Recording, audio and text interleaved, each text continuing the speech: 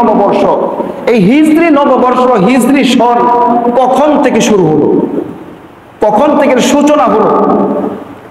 এর সূচনা হলো ইসলামের প্রথম খলিফা নাম কি? নাম কি? ইসলামের প্রথম খলিফার নাম কি? হযরত, বলে না কেন, জোরে বলো। হযরত আবু বকর সিদ্দিক রাদিয়াল্লাহু তাআলা আনহু। এই প্রথম খলিফার যখন ইন্তেকাল হয়ে যায় তখন দ্বিতীয় খলিফা নিযুক্ত হন, নাম কি? হযরত উমর ইবনুল খাত্তাব রাদিয়াল্লাহু তাআলা আনহু। উমর ইবনুল খাত্তাব রাদিয়াল্লাহু তাআলা আনহুর শাসনামলে, তার শাসনামলে দেশ বিস্তৃত হতে হতে, অর্থাৎ তিনি দেশকে স্বাধীন করতে করতে ঐতিহাসিকগণ লেখেন 1036টি শহর হযরত উমর ফারুক রাদিয়াল্লাহু তাআলা আনহু স্বাধীন করেছিলেন। সুবহানাল্লাহ।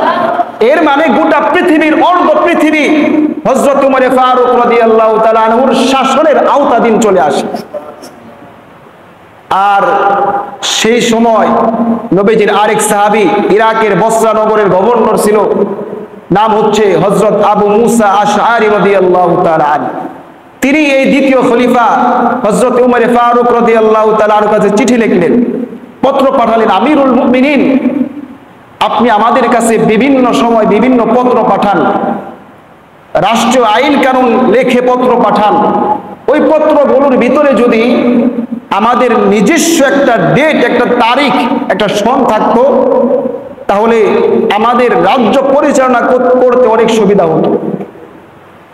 কারণ তখন তো আর বর্তমান জামানার মতো আধুনিক ছিল না। এখন তো মুহূর্তের ভিতরেই বিশ্বের এক প্রান্ত থেকে অপর প্রান্তের খোঁজ খবর নেওয়া যায়, কিন্তু তখন চিঠির আদান প্রদান ছিল। একটা চিঠি পৌঁছতে পৌঁছতে প্রায় 3 থেকে 4 মাস চলে যাইত। এখন যদি ডেট না দেই, একটা আইন লিখে দিল, সেটা পৌঁছতে পৌঁছতে 3 মাস। এখন ওই আইনটা কখন চালু হবে, কখন শেষ হবে, যদি নির্দিষ্ট একটা ডেট না থাকে তাহলে রাজ্য পরিচালনা করা বড়ই কঠিন হয়ে যাইত। এজন্য আবু মুসা আশআরী এই আবেদন রাখলেন দ্বিতীয় খলিফা হযরত উমর ফারুক রাদিয়াল্লাহু তাআলা আনহুর কাছে। হযরত উমর ফারুক রাদিয়াল্লাহু তাআলা চিন্তা করলেন বিষয়টা আসলে গুরুত্বপূর্ণ। তৎকালীন প্রাচীন আরবদের ভিতরে তাদের নিজস্ব কোনো ক্যালেন্ডার ছিল না। তারা রোমানদের ক্যালেন্ডার হিসেবে অনেকেই মানত, অনেকেই মানত না। এজন্য ওমর রাদিয়াল্লাহু তাআলা আনহু সাহাবায়ে কেরামকে নিয়ে পরামর্শ করলেন। জানলা খুলে দেন। সাহাবায়ে কেরামকে নিয়ে পরামর্শ বসলেন যে আমরা নতুন একটা বৎসর গণনা করব, নতুন একটা সন যেটা আমাদের হবে। কিছু কিছু সাহাবায়ে কেরাম মত দিলেন যে আমরা যেই বৎসর নবীজি ইন্তিকাল করেছেন ওই বৎসরকে আমরা প্রথম বৎসর ধরে তারপরে আমরা বছর গণনা করব। আবার কোন কোন সাহাবী বললেন যেই বৎসর নবীজি ইন্তিকাল জন্মগ্রহণ করেছেন ওই বৎসরকে আমরা প্রথম বৎসর ধরে তারপরে আমরা নতুন একটা ক্যালেন্ডার প্রণয়ন করব। আবার কোন কোন সাহাবী বললেন যেহেতু নবীজি হিজরত করেছেন, যেই বছর হিজরত করেছেন ওই বছরকে প্রথম ধরে তারপরে আমরা নতুন একটা ক্যালেন্ডার তৈরি করব। আর এই মতটা জোরালো ভাবে দিয়েছিলেন হযরত আলী রাদিয়াল্লাহু তাআলা আনহু।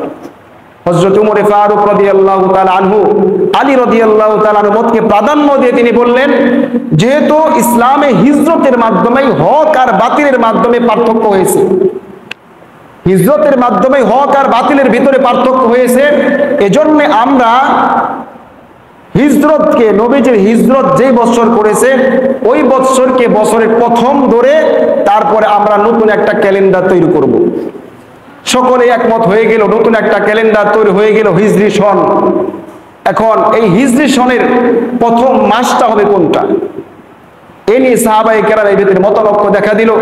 কোন কোন সাহাবায়ে কেরাম বললেন যেহেতু মাসের ভিতরে সবচেয়ে সম্মানিত মাস কোন মাস, কোন মাস জোরে বলেন, মাহে রমাদান, রমজান মাস 12টি মাসের ভিতরে সবচেয়ে বেশি সম্মানিত, তাহলে আমরা বছরের প্রথম মাস হিসাবে রমজান মাসকে ধরি।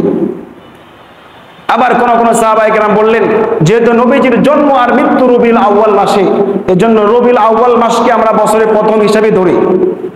হযরত উসমান ইবনে আফফান রাদিয়াল্লাহু তাআলা আনহু বললেন আমরা মুহররম মাসকে প্রথম ধরতে পারি।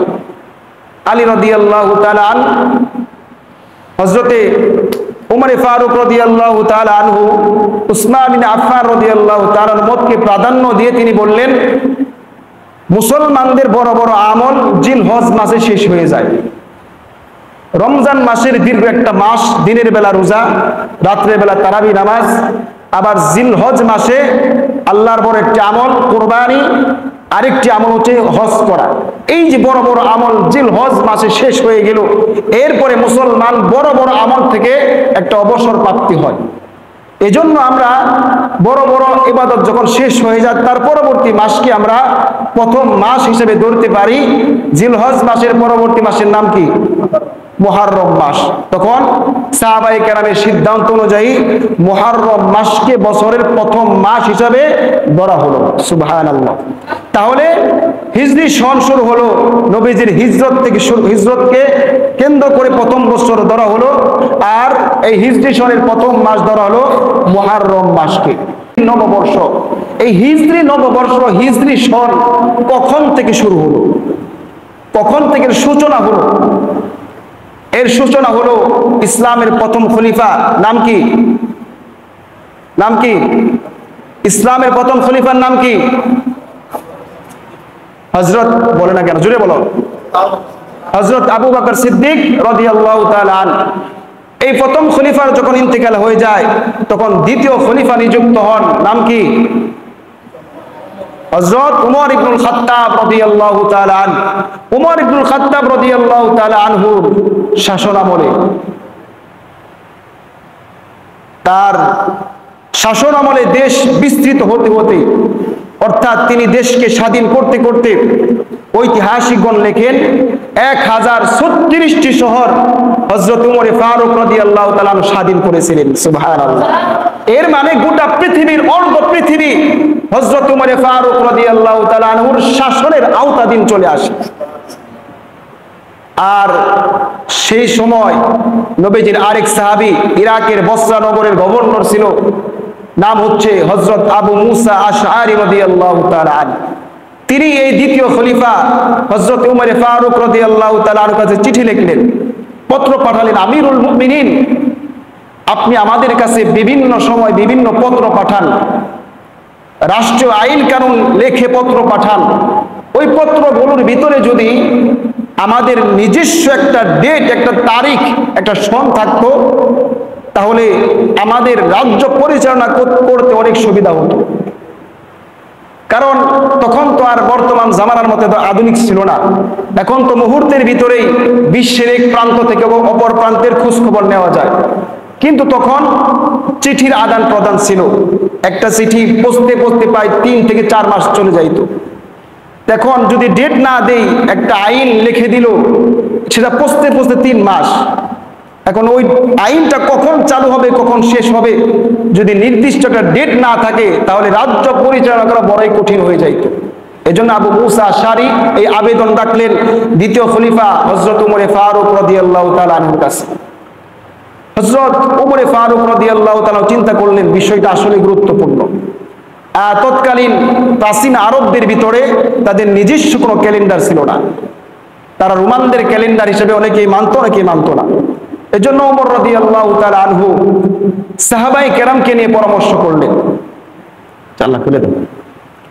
সাহাবায়ে কেরামকে নিয়ে পরামর্শ বসলেন যে আমরা নতুন একটা বৎসর গণনা করব, নতুন একটা সন যেটা আমাদের হবে। কিছু কিছু সাহাবায়ে কেরাম মত দিলেন যে আমরা যেই বৎসর নবীজি ইন্তিকাল করেছেন, ওই বৎসরকে আমরা প্রথম বৎসর ধরে তারপরে আমরা বছর গণনা করব। আবার কোন কোন সাহাবী বললেন, যেই বৎসর নবীজি ইন্তিকাল জন্মগ্রহণ করেছেন, ওই বৎসরকে আমরা প্রথম বৎসর ধরে তারপরে আমরা নতুন একটা ক্যালেন্ডার প্রণয়ন করব। আবার কোন কোন সাহাবী বললেন, যেহেতু নবীজি হিজরত করেছেন, যেই মাসে যেই বছর হিজরত করেছেন, ওই বছরকে প্রথম ধরে তারপরে আমরা নতুন একটা ক্যালেন্ডার তৈরি করব। আর এই মতটা জোরালো ভাবে দিয়েছিলেন হযরত আলী রাদিয়াল্লাহু তাআলা আনহু।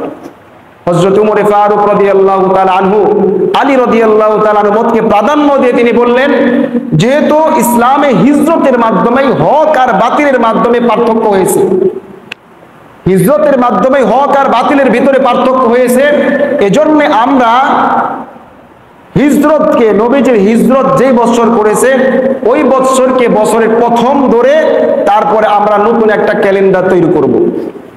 সকলে একমত হয়ে গেল, নতুন একটা ক্যালেন্ডার তৈরি হয়ে গেল, হিজরি সন। এখন এই হিজরি সনের প্রথম মাসটা হবে কোনটা, এ নিয়ে সাহাবায়ে কেরাম এই ভিতরে মতলক্ষ দেখা দিল।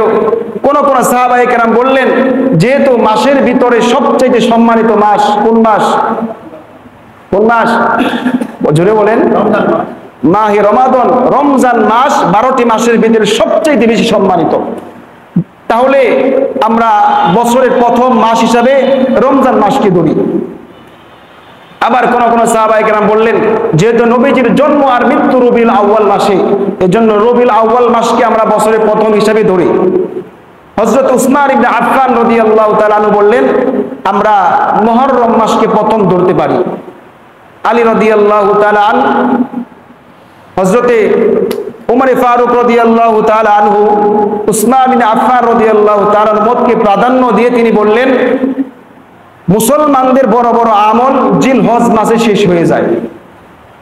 রমজান মাসের দীর্ঘ একটা মাস, দিনের বেলা রোজা, রাত্রের বেলা তারাবি নামাজ, আবার জিলহজ মাসে আল্লাহর বড় একটি আমল কুরবানি, আরেকটি আমল হচ্ছে হজ করা। এই যে বড় বড় আমল জিলহজ মাসে শেষ হয়ে গেল, এরপরে মুসলমান বড় বড় আমল থেকে একটা অবসর প্রাপ্তি হয়। এজন্য আমরা বড় বড় ইবাদত যখন শেষ হয়ে যায় তার পরবর্তী মাসকে আমরা প্রথম মাস হিসেবে ধরতে পারি। জিলহজ মাসের পরবর্তী মাসের নাম কি? মুহররম মাস। তখন সাহাবায়ে কেরামের সিদ্ধান্ত অনুযায়ী মুহররম মাসকে বছরের প্রথম মাস হিসাবে ধরা হলো। সুবহানাল্লাহ। তাহলে হিজরি সন শুরু হলো নবীজির হিজরত থেকে, হিজরতকে কেন্দ্র করে প্রথম বছর ধরা হলো, আর এই হিজরি সনের প্রথম মাস ধরা হলো মুহররম মাসকে।